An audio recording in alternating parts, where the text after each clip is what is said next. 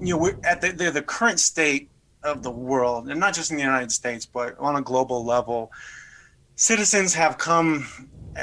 Unfortunately, there is this phenomenon that's occurring where people are really losing faith and trust in the political process and the system because they doubt the actual election outcomes are truly accurate. And a lot of that has to do with all the various types of voting methods that are instituted within various states and countries throughout the world. Every type of voting system. I mean, really every type of voting method, comes with its own security vulnerabilities. And at Follow My Vote, we've been very aware of this. And we like I said, back in 2014, we really took a step back and said, look, like there is this age-old problem. Since the dawn of democracy, there have been accusations of illegitimacy in elections, period. And like I said, that all goes back to the different types of voting methods and the holes and the flaws that exist with those voting methods. And we said, okay, well, wait a minute. We've turned a corner with respect to technology. We have the internet now. We have blockchain technology. Perhaps we've reached a point in the evolution of our history in technology where we can actually build a secure end-to-end verifiable online voting system. Ultimately, if you want to have a verifiable election, it is my belief that you have to bring it online and adopt and make it a technological process. Anything that has to do with paper ballots, whether it's a mail-in ballot or mail-in voting, those type of security models all rely on procedural security. There isn't really a chain of custody as the ballot kind of goes through the process. There are so many different ways that... well, as it goes from person to person... Right. I mean, let's just take mail-in ballots, for instance. I mean, literally, as soon as you fill in your mail-in ballot, put it in an envelope and set it in your mailbox, for instance, the chain of custody is broken. There's no telling what is going to happen to your ballot from then. A neighbor could walk by, open up your mailbox, and take your ballot right out and throw it in the trash because they know you're on the opposing side of the aisle. And they don't want your vote to count. Your vote could get lost in the mail. Mail gets lost sometimes. That does happen. The USPS has actually come out stating that a certain percentage of their mail does get lost sometimes. So it doesn't really matter what the voting method is. There are these security vulnerabilities that people need to really be aware of and acknowledge and be open and honest about it. And we really need to start talking about these issues and start confronting these issues. And like I said, there really hasn't been huge game-changing like innovations in the voting space for at least a couple decades. I mean, we're working with old processes, old voting methods, old technology, and it's really time to embrace the technology that we have today and find a better way to do voting moving forward. And at Follow My Vote, we think that bringing voting online and leveraging blockchain technology and incorporating a identity verification process and an anonymous ballot issuance process in the system that enables people to literally check in on their phone, have their identity verified, and have their ballot be issued to them in an anonymous way. So that then when they cast their vote electronically through their digital device, they can literally follow their vote into the ballot box and confirm with their own eyes that their ballot was cast as intended and counted as cast. So it's not so much that anyone could just go and track it, but it would be anyone could track to see, like if someone said I voted or I did not vote, you'd be able to look that up. But they would have the assurance that, one, electronically a ballot would be issued, and then they would fill it out, and then they would return it to a counting station? Well, I could take you through the nuts and bolts. How about I explain like our design and kind of how it works? So let's take Virginia. When we first innovated and came up with our patent pending design for this end-to-end verifiable blockchain voting system, I was living in Virginia at the time.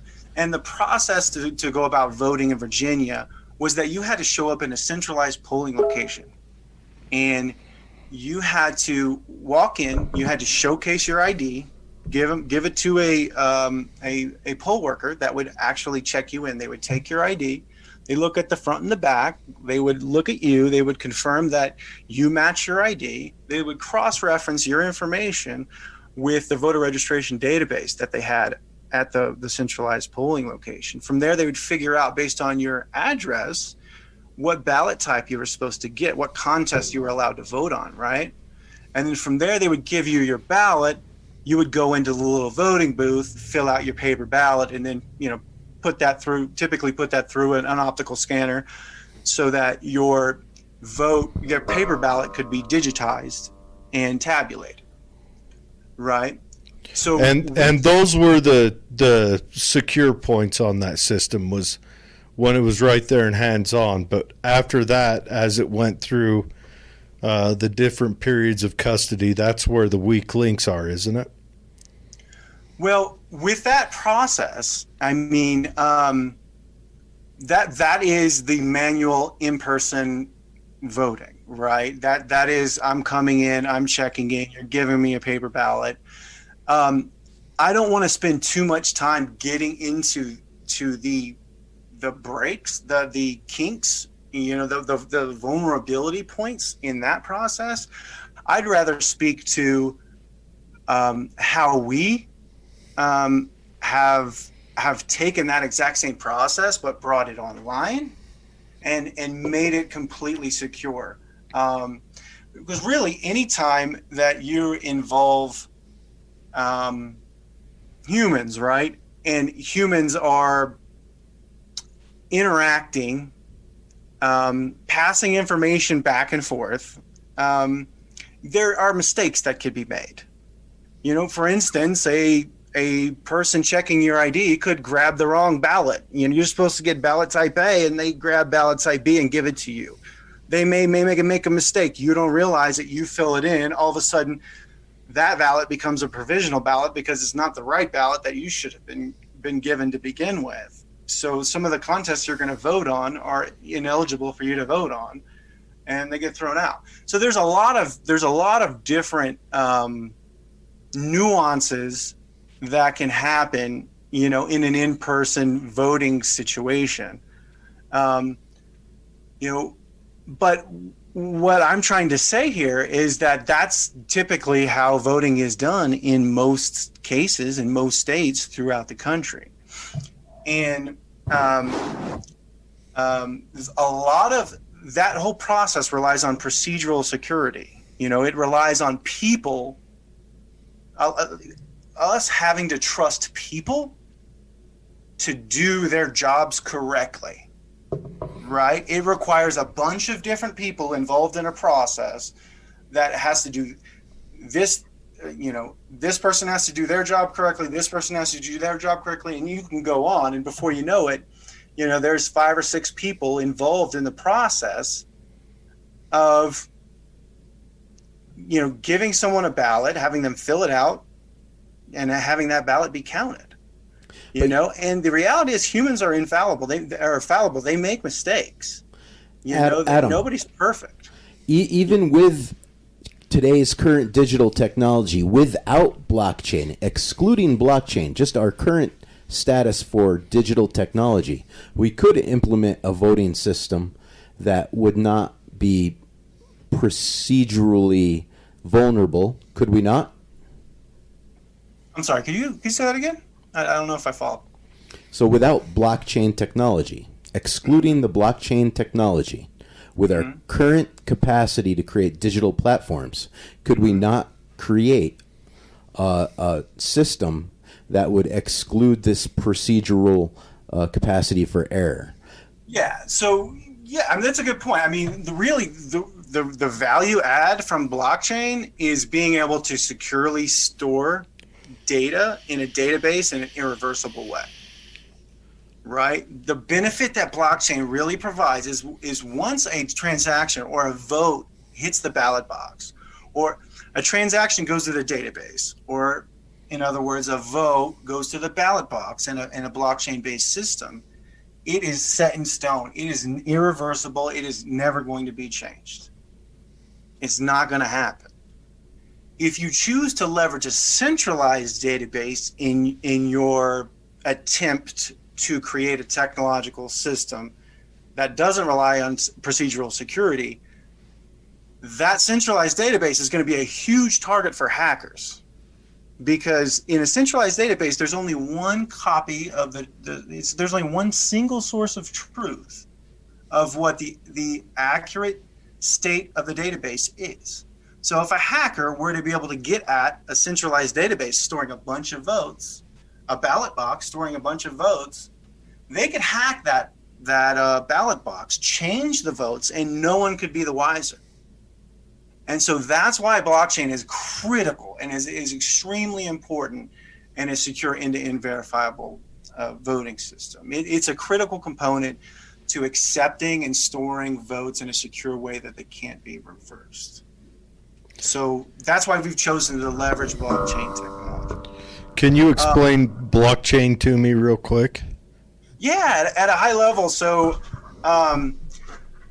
blockchain, there are a lot of different types of blockchains essentially that exist out there. There are when people think of blockchain or blockchain database, they usually refer to public blockchains. You know, you have Bitcoin and Ethereum, EOS, a bunch of different types of blockchains that exist out there that you can access, interact with, and store data on. But again, a blockchain database is very different from a centralized database. So the blockchain really, what it is that, okay, let's use like EOS as an example. I really like EOS as an example. EOS, with all blockchains, there's what's called a consensus algorithm. And all the consensus algorithm really means is it's an algorithm that allows a group of servers or computers or nodes to agree on what the accurate state of a database is. So it's a process by which all the databases come to an agreement on what the truth is. And so over here is you have a centralized database. It's one database. In a blockchain system, it's a peer-to-peer network. It's really a bunch of computers connected to each other, and they all have their own copy of the database. So as a new transaction comes in, one of the nodes in the database takes ownership over processing, validating that transaction. And once it's properly validated that transaction, it sends a message out essentially to all the other nodes or servers, whatever you want to call it, that, hey guys, I have a new record that we need to add to our database, and it's been verified. So you guys need to add this new record. And so then when that record comes in, it's not just stored on one computer, it's stored on multiple computers, and it updates them all at the same time. That way you can't get into one computer and disrupt it. You have to... Exactly. And the key point is they don't, when they say, hey guys, I have a new record I want to submit, like this is a validated record and we all need to add this to our copy of the database. They can't simply just add the one. They can't say, hey guys, here's the new record. They have to say, here's the new record and here's every other record that ever has been stored in the database. They have, because one the way blockchain works, and the way the term blockchain came from is data is stored in a time-stamped way. So where one record has a code or a hash that's connected to the next record, and they're all interlinked. So if you try to go back and change any one of the database records, it changes all the hash numbers. So it essentially automatically exposes fraud. It automatically exposes fraud. So if someone were to say to try to change the votes in the ballot box, for instance, say change a bunch of ballots and have their whole database, they have their database managed. A new record comes in, and they're going to attempt to say, hey guys, add this new record to your database. But they have also gone through and changed a bunch of votes. They can't get away with just submitting that new record. They have to submit the new record along with everything else on their chain, right? And as they're submitting the new record plus everything else on their chain, everyone else is going to be able to compare their own chain against that person's chain. And they'll say, wait a minute, your chain doesn't match my chain. You've gone back and changed a bunch of records. We're not going to add that new record. That's an invalid record. You're actually trying to commit fraud. You're prevented from being able to add that database record. And that fraudulent act is essentially able to be detected in the system, and that person gets kind of caught red-handed, or that server gets caught red-handed. So it's a peer-to-peer network of distributed databases that polices itself. It literally polices itself, because you can only add one new record at a time, and if you try to change any of the previous records, everyone's going to be able to detect it. They're going to call you out on it, and it's not going to fly. Does that make sense? Mm-hmm. So normally a blockchain will have some way to motivate people to run one of those validation systems, those nodes that you're referring to. Right. Are you going to do all these validation nodes yourself as a company, or are you going to have some sort of a method that, say, the Democrats and the Republicans can run their own node and check each other, or maybe just me as an individual can run a node? I imagine if it was right now, there would be 73 million people figuring out how to run that node. You might be right. I would love to one day see one day, I mean, the big overall vision, I would love to see an election, a secure voting platform that is used on a global level by every country in the world.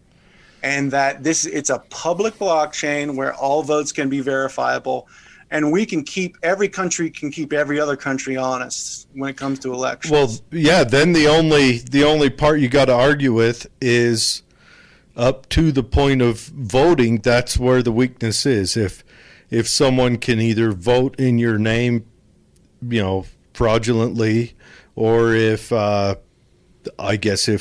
Russia can make a Facebook ad that causes you to vote differently. I don't know how you weigh that as wrong voting, but you know what I mean? That's the only way you could, because once it gets into the system, that vote can't be changed. That vote's trackable, and granted, they won't be able to track who voted for who voted for which candidate, but they'll be able to track that you voted and it was stored. Right. So, but before I address that, I want to kind of talk about your kind of other point and like how this will actually play out. Right. I think the reality of the system, like the reality of the situation, I should say, is that governments are going to want to host their voting activity on their own kind of permission blockchain. It's going to be something that where they run the nodes. They're responsible for running the nodes, or maybe as Follow My Vote, in partnership and working with those governments, we could run the nodes on their behalf, or we could have a bunch of different organizations running a bunch of nodes. There's a lot of ways that it could happen. But the more nodes that you include, the more secure the system is going to be. And the more parties that you include, the more you prevent collusion between parties. Mm-hmm. Is it possible to get it set up so that, in a way, let's say we have voting like we do now, there's still voting in person, voting by mail, but also you can sign up to vote from your cell phone on your blockchain voting. Is there any way to make it so that the vehicle you use to vote through your system then becomes a node, and then that disperses it out even further? Or how much space would be needed for that voting? Because right now, where it goes state by state, you could probably break it down into that small, so it would only have to track the, I don't know. Well, you bring up a good point. I mean, the way voting happens in the United States, at least, is it's on a state-by-state level. So all states actually set their own voting system certification requirements, and they decide what types of voting systems can be used in their state. And that's usually set by the Secretary of State. Some states have more freedom on a local level, and county registrars can kind of do their own thing. But we're really building our solution for the county registrar and able to the registrar themselves to be able to have a system where they can launch and operate an election in their county and make sure that everyone in their county, regardless of what precinct they're in, they get the right ballot and that the ballots are cast correctly and counted correctly and all that. But I'm sorry, did you have Well, kind of what I'm asking is in order to get more nodes, because that makes it more secure, can you make it so that anyone who wants to sign up to vote through or utilizing your system, if they can then become a node, that'll just spread out the Yeah, like I think from a security standpoint, like elections are very, very sensitive, right? I mean, you literally have countries attacking other countries' elections. I mean, that's the world we're in right now. Oh yeah, or attacking their own. I mean, or even attacking their own. Let's face it. I mean, so I don't think in the very near future, I'm not saying ever, but in the very near future, governments aren't going to allow. Citizens to run nodes. The key thing you want. The citizen doesn't have to run it. It can just be a node that the citizen can't or doesn't know how to access. It's just another storage point for security. The architects will figure out how many nodes that we need to have to make sure that the security the model is as good as it needs to be. Really, where I'd like to see voter participation is in the auditing process. Like our type of solution actually not only supports the user being able to follow their vote into the ballot box and confirm with their own eyes that their own individual vote was cast as intended and counted as cast, but because their vote is anonymized and their identity is not associated to their vote in the ballot box, everyone in our system will be able to literally go through the ballot box, vote by vote, and audit the system. They will be able to tally up the votes and be able to, audit and report on whether or not the results that are being reported are truly accurate based on the state of the database. And so that is something that we don't have right now. Think about the actual systems that we have in place.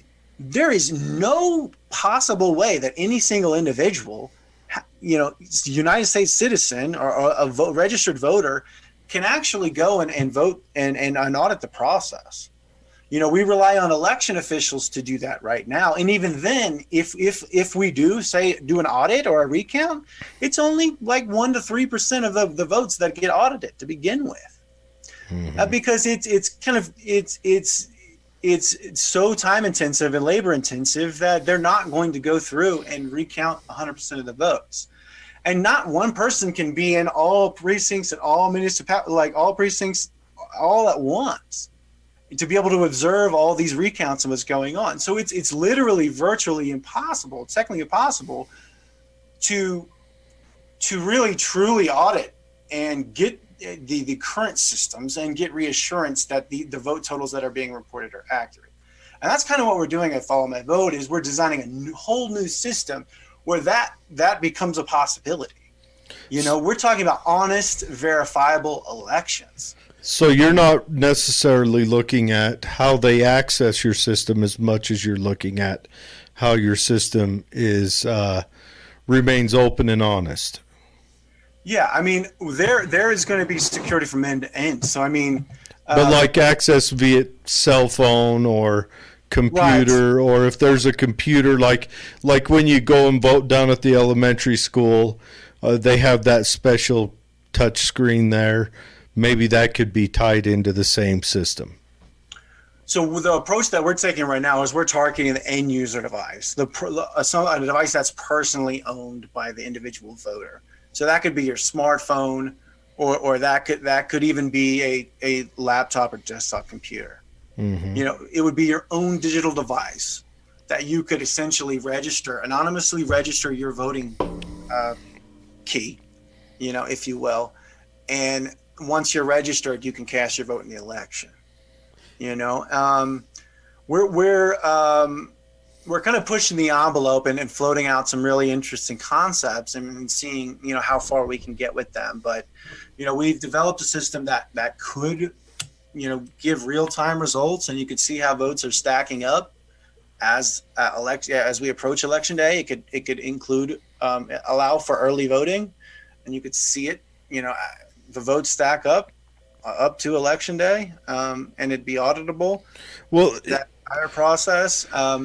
There's a lot more than that. I mean, overseas voting could be done from a smartphone or from a computer because all they're doing is they're just passing information into a network of nodes. So even if, say, they're in a foreign country and that foreign country wants to peel off that information, what are they going to get? They're not going to be able to piggyback it.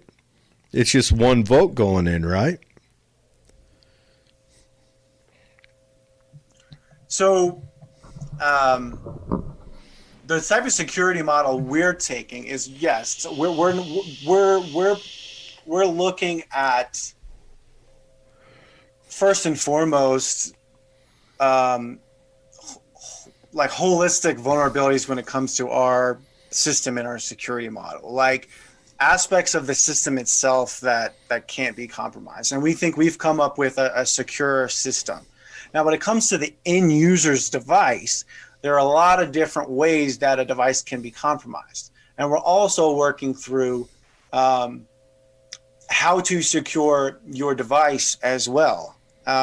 Prior to even loading the application, and then from once you start loading the application and using the application until you're done with the application, creating a completely secure communications channel with your device so that you can bring up the application, have your identity verified, get your ballot issued, cast your vote, verify your vote, and exit the program, and that whole communications system be secure.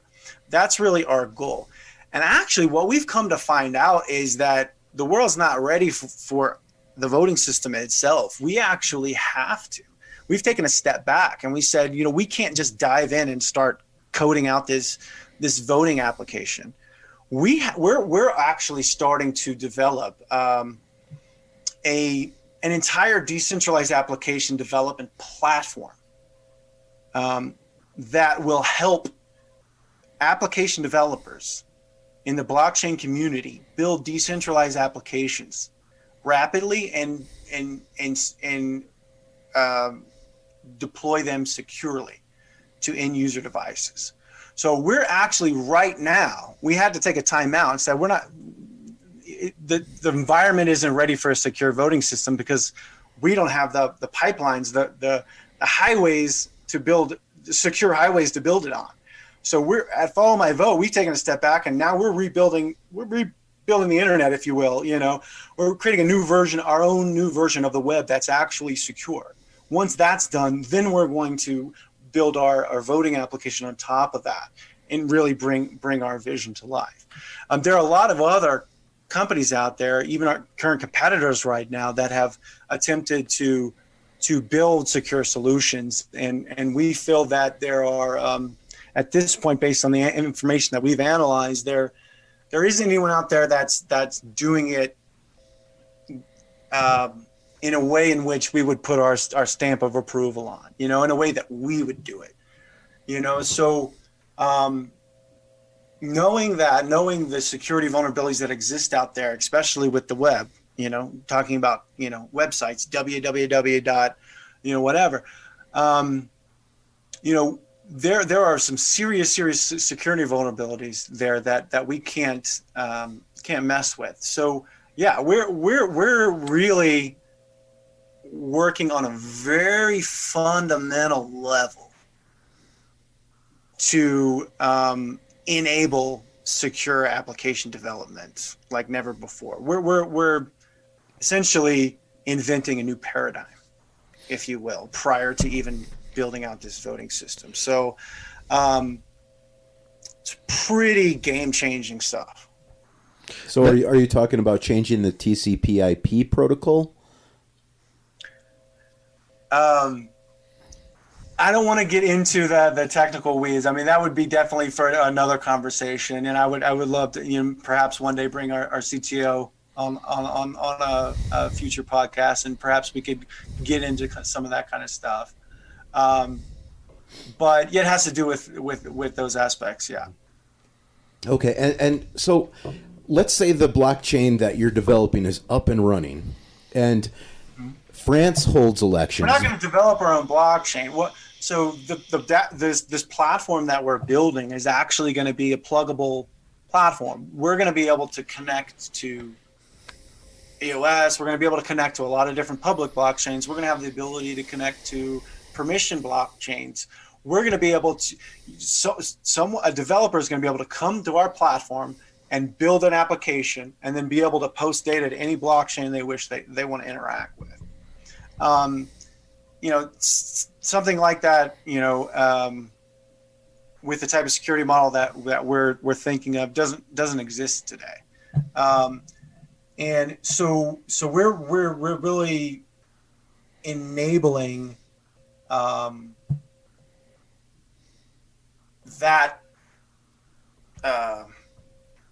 kind of hub, if you will. We're recreating a secure hub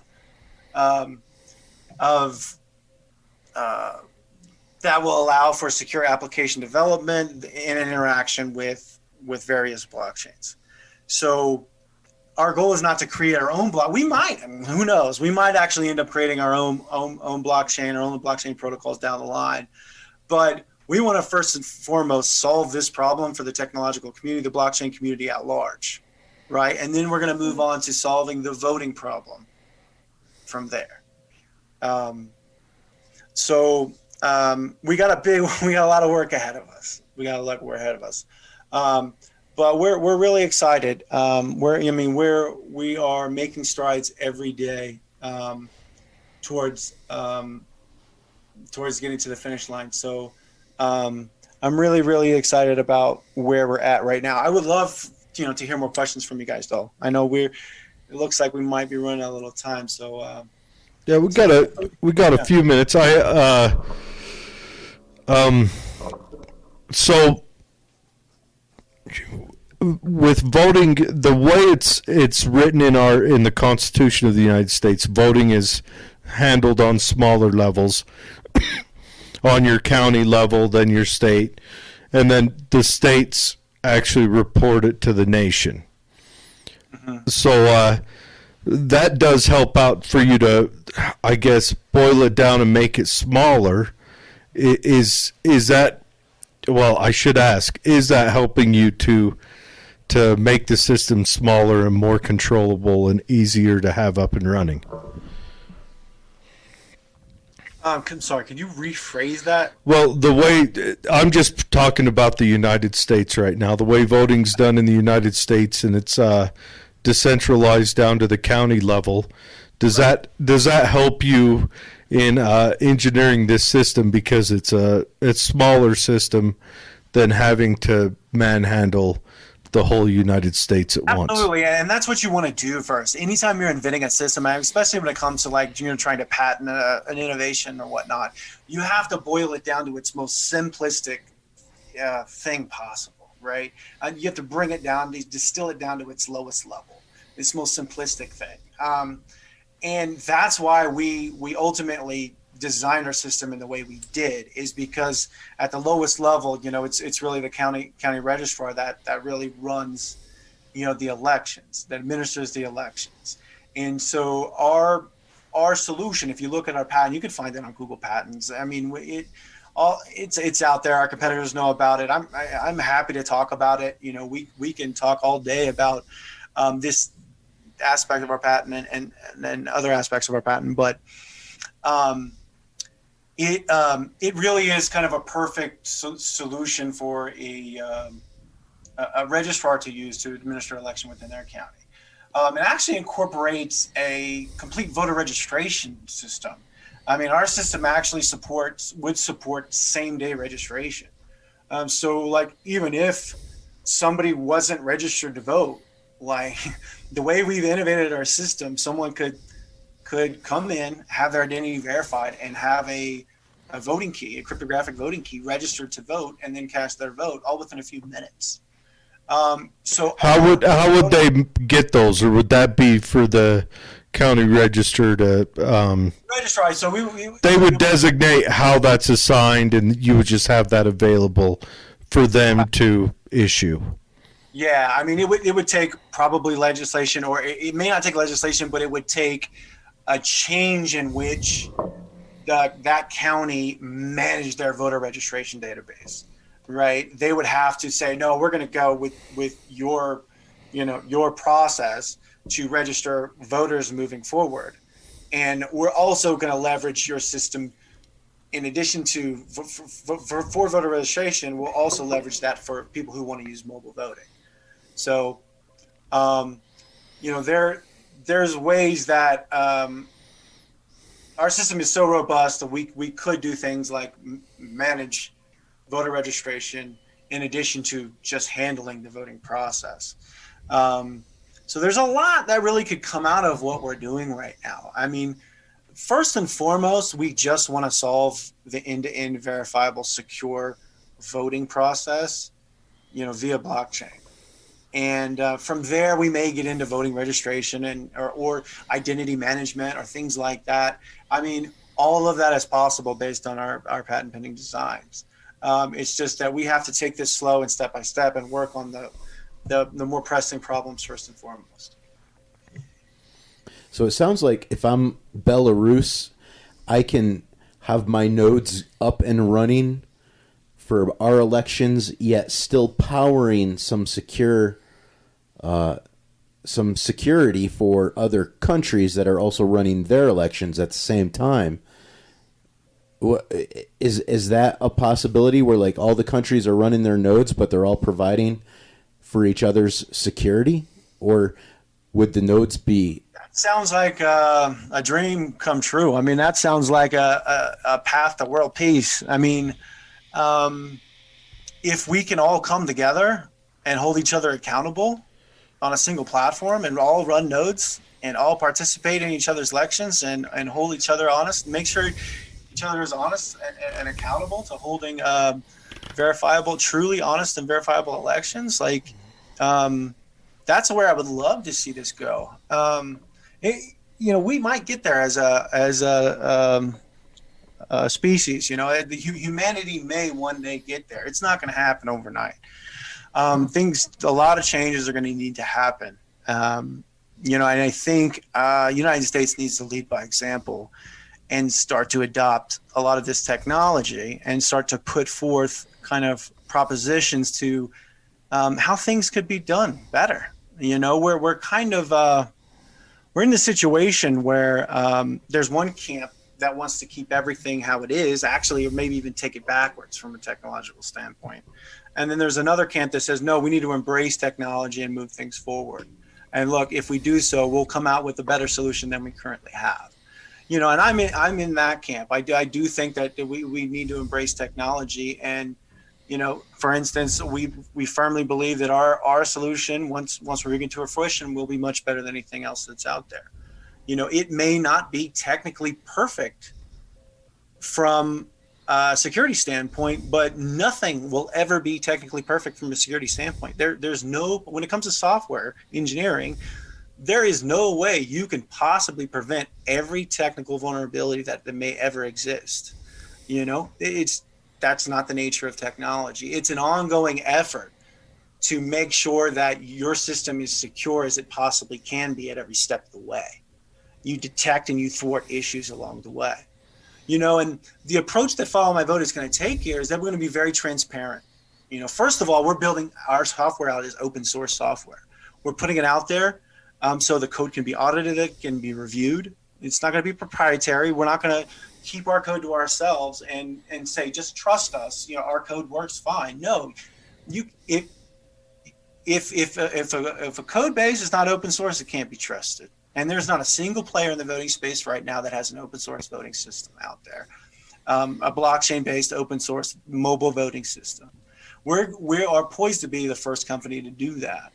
Honestly, my opinion is, I know everyone always cares a lot about who gets into office, and that's not really on my mind as much as certain bills that the people vote on and things like that, where in Utah, what was it, 4 years ago, we had a bill where the populace voted resoundingly to pass a legislation, Prop 2, and then our state government withheld that and wow. And ignored, and this would just be another trackable tool where the populace could say, look, here's the numbers right here in front. Even though our government said, yeah, you guys won, it was like 67% voted in favor, not quite 63, I think.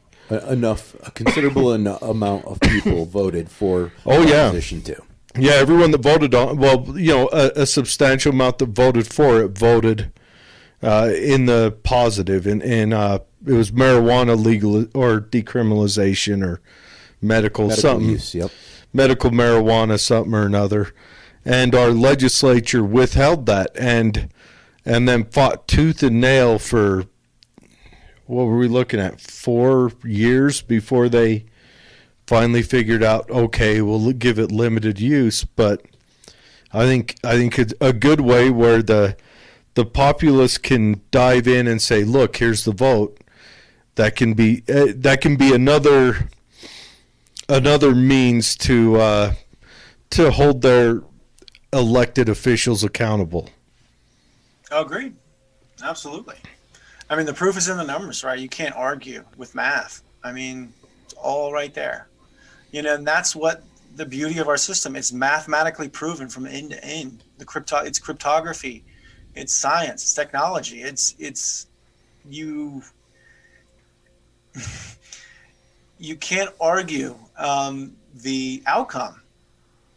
It's essentially bulletproof, and you can't say that with any of the current systems that are in play. So we think that this will be a good option once it's available as an option. Will be a good option for people. And you know what? There's going to be a lot of people that are being scared to adopt technology. They're not going to want to do it. There's going to be a lot of people that can't wait for this to come out, that are chomping at the bit to be able to use this type of voting method. And once they have the opportunity to try it, test it, see that it works, and know that and get proof that it's secure, you're going to see more and more people take advantage of this option, and it'll become the preferred option over time. And as more and more people use this as the preferred option, our elections are just going to become that more verifiable, and again. And before you know it, the accusations of illegitimacy and fraud are just going to be completely out the window, because you can't argue it. The truth is right there in front of you. And it'll probably get more people to vote, and we can bank online. And I consider banking I consider everything more important than voting in my personal life. But for the average person, I consider banking, your actual touching your money today more important than voting. And we can bank online. I don't see why we can't have voting through your phone or online as well. Yeah, and like I said before, like we're going to open ourselves up. We're going to not only develop our code as open source, but we're going to submit our technology security reviews by third parties. We're going to be the first person to point out vulnerabilities in our system. We're not going to be the type of company that tries to slip one under the rug or pass something off and say, oh, just trust us, it works, here you go, just use it. No, we're going to keep trying and making sure that we detect and address every vulnerability with our system at every step of the way. And we're only going to go to market with our solution when we feel our system has enough integrity that we ourselves can put our own stamp of approval on our own product. Because right now we can't put our own stamp of approval on anything else that's out there. But we want and think we can eventually get there with our own project. But it may come to a day where we say, look, we've innovated. We've come to the end of the road, and here's this one security vulnerability we can't get across. Knowing that, is everyone okay still using this system, assuming it's better than anything else that's out there, or are we just going to say no? We're going to stick to what else exists, because that vulnerability is too much to accept, right? That's going to be a conversation that eventually has to have had. Those kind of conversations we're having right now with the competitive solutions that are out there. So, you have MIT, doing security reviews on some of our competitors' technology sources. So there's a lot going on. This is not a topic to be taken lightly. You have FBI involved.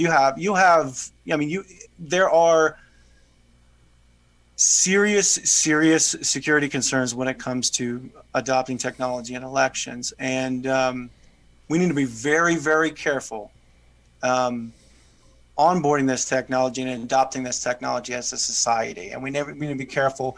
We need to understand what we're really working with, and before we adopt it and use it in widespread case. And really the only way to do that is through open source software. And again, we're the only one taking that approach. So I think we're the only horse to really consider at this point, but it's going to be a while before we get there. But you guys should definitely keep an eye on Follow My Vote. For sure. Not only is it important, but considering right now,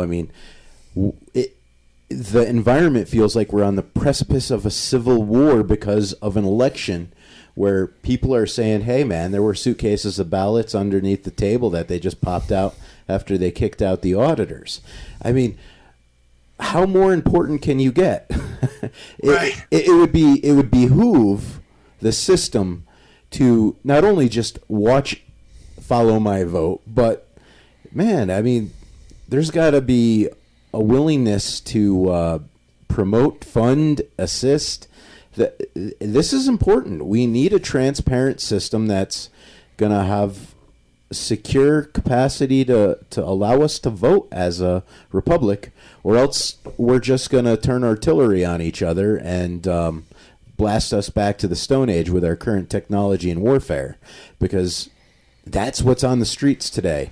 You see all these people with assault rifles marching up and down from both ends, and I'd much rather be able to log into Follow My Vote on my cell phone and cast a secure vote rather than have to face a mob of angry citizens who don't believe in our methodology of voting. And that's why I reached out to you and said, this is an important podcast. This is an important topic, and it's important technology that needs to get developed. Absolutely. I couldn't have said it better myself. This is a real problem. In my mind, this is the most pressing problem that humanity faces right now. You're right. We're looking at going on. At the end of this, we're going to have gone on 8 years of 1/3 of the population thinking that the elected official is illegitimate. Right. We just went through 4 years of it. Right now, our nation is in tatters, and I don't know, how's another 4 years of that same thought process coming from the other direction going to feel? Yeah. I mean, we're really coming at this from a problem-solving perspective, from an institutional perspective, problem-solving perspective. Look, at the end of the day, this is not about making money. This is not about getting rich. This is about solving a problem for humanity that has gone on way too long. Of course, if we're successful, money will be a byproduct of what we're doing, but that's not the goal. The goal is to solve this problem for humanity once and for all. And I've dedicated my life to this mission. Well, the best way to make money is to make a solid product. Yeah. I've always said, if you invent a car that can go 80 miles an hour, hold 4 people, get 42 miles to the gallon, and cost under $13,000, you'll be the richest man on earth, because your car will be in every driveway on the planet. Absolutely, you're right. Yeah, and that's what we're going for. We think we've designed the perfect solution. It's just a matter about bringing it to life, and we're not giving up. We're in it for the long haul. Yeah. Have you had any contact with any possible test localities? Yeah, so we have our sights set on several different locations throughout the country. These conversations take a long time to build and nurture. Anytime you work with government, it's a very long process. The government moves very, very, very slow. So it's taken a while to build some relationships and some leads and some potential pilot opportunities. But just think about it. Currently right now, I mean, anywhere where there is mail-in voting, right, where people are, like, an entire state is literally casting their votes by mail, that's a perfect opportunity for a blockchain-based voting system to come in, right? Because it only improves upon that security model. Like, voting by mail is not a secure process at all. Oh, come on. Hey, can you do me a favor and point your microphone at your right shoulder? Just set it down and point it at it. It sounds like your condenser and you're pointing off to the side. You come in much better on the left side. All right. Yeah. Is that better? Just point it at your left shoulder and then sit normal. Is that better? Yep. Or at your right shoulder. Point at your The other right, yeah. Yeah, the other. Sorry, I was going off my left. There you go. Now talk into it. Is that better? Yes, it is. Yeah, it's just the diaphragm is pointing off to the side of the microphone, and I could hear it every time you turned your head. I could hear it change pitch. You guys are wizards with the mics, man. I wish I was a wizard with plugging in a mixer tonight. Yeah, but So you're looking at some local areas, maybe areas with are just going to maybe try to get it into a county, whereas you have to start small. You have to start small.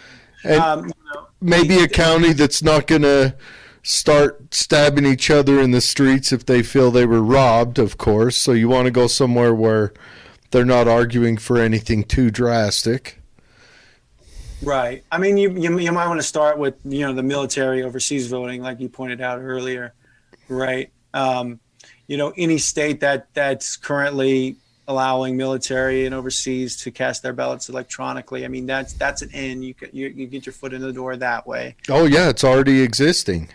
Yeah, but this election cycle, what we saw because of COVID, right? The whole COVID outbreak, we saw a massive what do you call it? A massive push across the country towards mail-in voting, right? To give people a safer option to cast their vote on. And I'll bet if electronic voting would have been available, I'll bet they would have ran towards that even harder than mail-in. Definitely. Absolutely. Absolutely. because they don't have to leave their house. Well, not only that, for all the reasons we just described, security issues and things like that. But sheer convenience, to your point, is probably going to be more of a motivator for most people than the security aspect, believe it or not. Oh, yeah. Yeah. I can guarantee that. But they're both very important, right? I mean, because, it's you want to try to make it as easy as possible for people to do their civic duty and cast a vote on election day, and not make it harder. And that's what we're trying to do. I disagree with a little bit of that statement, but we don't have to go into that. That's the role of the registrar. Is the registrar supposed to do? That's their job. Well, I mean, my disagreement is that it's your civic duty to force your vote on another human being. But anyways, the next question is, how do you give them the goddamn sticker? We could send you a digital sticker after you're done. A digital sticker, you can print it out on your computer. Yeah, you can share it on special Facebook. paper. Yeah, so you can. You get a badge on the platform or something. Yeah, you get to be a hero. Maybe you can unzip your zipper and hang one testicle out, whatever. Killing me. Don't make them blush. Yeah, there's a lot of ways you could do that. And I think that's important too. I mean, little things like that make a big difference. I know they do. I know. People want to feel special. People want to feel rewarded for taking action. Well, I like what you're doing. I like, and the application doesn't just sit with voting. The blockchain and designing a kind of a new secure network around that. I mean, that can be applied to so many different services like banking, Absolutely, yeah. Right now, my bank is the only thing that has the control over the ones and zeros. Well, if that's on a blockchain, that can be compared. Or say how much money the government is wasting on dropping bombs in a foreign poor country. Yeah, the problem with blockchain is you can't do fractional banking. Fractional reserve banking. Right. Yeah. I won't go there. Yeah. It's all you guys. But I mean, you could track it. Like, remember, what was it? It was like very beginning of September in 2001. Like, I think it was September 4th. Donald Rumsfeld is giving talking to the press and everything, and he says, well, we've lost $14 million, and we don't know where it is. Thought it was billion. It was 2.1 trillion. I hope it wasn't 2.1 trillion, because I don't think we were in that far of debt then. But whatever it was, but the state, he said to the press then, well, if we utilize blockchain at least to account for where the money is, we can find out where it's lost. That's true. It wouldn't be lost. It'd be, we know where it got spent. This colonel, he spent a little extra on a golden toilet seat, and then that politician sniffed it up his nose. Whatever. I'm not accusing anyone of anything, but I'm just saying, we could figure out how to track more things like that. Yeah, I mean, the possibilities are endless. To your point, I mean, with a secure, decentralized application platform, you can deploy any type of secure app, for any type of use case. It just so happens that we've been eyeing a voting application for a long time, and only now come to the conclusion that we're gonna have to build this platform before we can even break ground on the true voting app as we have been planning to build for such a long time. Well, I think it's needed. It's needed fast, and I hope you can have it going for the midterms. Oh, that might be tough. I know, but I mean, right now, I mean, you might be deploying it in 4 separate, just got done with their civil war countries. But if you can get it on by the midterms, you might be able to hold that off if it hasn't happened by then. Yeah, and we can finally have that global vote. You know, what's the better dessert, cookies or ice cream? And we'll get real what results. kind of cookie? What kind of ice cream? Oh, you got to break. You got to break that down even further. Now we need. And then, do you have the chocolate shell on it, or do you just go with plain Jane? Is it hand ground? Look, we need this. We need this platform, Adam, and you're the man to do this. So, the world's really depending on you. It's kind of cool. No pressure, right? No pressure. No. Yeah. I'm up for the challenge. Like I said, you know, I feel like I have a unique set of skills and experience to put me in a nice position to be the one to carry the torch and make this happen. And I'm going to do my best to bring it to fruition. But yeah, like I said, I'm in it for the long haul, and things are really going our way right now. And we're going to have some exciting updates here in the very near future. So perhaps, you know, when we schedule a follow-up, I'll come back on a later date. Yeah. Please. Yeah. Real quick through the messages. Katie Ernest, I think you may know this person. Maybe. Says it's Google confirmed 2.1 trillion in 2001. Before we went to Iraq and Afghanistan, $2.1 trillion went missing. Joe was right. God. That's a lot of money. That's a lot of money. I don't know. I'm just banking on our nation collapsing. This government is out of fucking hand. That's off the charts. Buy Ridiculous. Bitcoin. Buy Bitcoin. Bitcoin doesn't save you when they tax you before you get the chance to buy it. Well, I don't know what to tell you there then.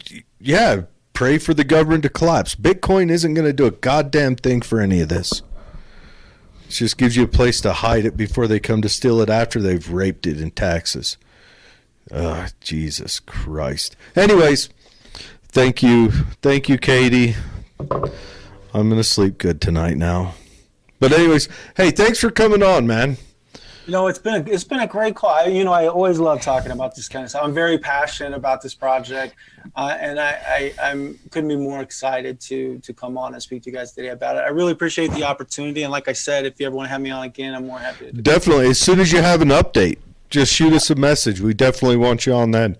Even if you just need 5 minutes to put an update out, if you do get a deployment area, definitely let us know that, or a test deployment, whatever. Let us know that, or anything. Absolutely, I will do, guys. Yeah. Thank you so much. Hey, thank you, and man, make sure you have a good night. Thanks for joining us, everyone. Yeah, I know this is a hot topic right now, and I don't know. Be sure to stay tuned to Follow My Vote and all our happenings. Go to followmyvote.com to learn more. It'll be I'll put it in the show notes as well. You'll be able to just click on the link in the show notes on whatever you listen to this, whichever application, YouTube or BitChute, or on a podcatcher. And also, you'll be able to jump on our Facebook page, and it'll be advertised on there.